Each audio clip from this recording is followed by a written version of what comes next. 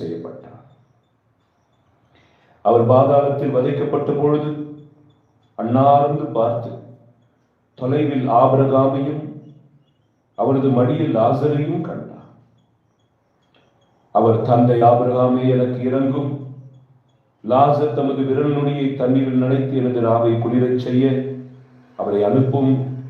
என்னின் தீப்பிழம்பில் நான் மிகுந்த வேதனைப்படுகிறேன் என்று உரக்க கூறினார். அதற்கு ஆபிரகாம், மகனே, நீ உன் வாழ்நாளின் நலன்களையே பெற்றாய், அதே வேளையில் லாசர் இன்னல்களையே அடைந்தார். அதை நினைத்துக்கொள். இப்பொழுது அவர் இங்கே ஆறுதல் பெறுகிறார், நீயோ மிகுந்த வேதனைப்படுகிறாய். அன்றியும் எங்களுக்கும் உங்களுக்கும் இடையே பெரும் இழவு ஒன்று உள்ளது. ஆகையால் இங்கிருந்து ஒருவர் உங்களிடம் வர விரும்பினாலும் கடந்து வர இயலாது, அங்கிருந்து நீங்கள் என்னிடம் கடந்து வரவும் இயலாது என்றார். அவர், அப்படியானால்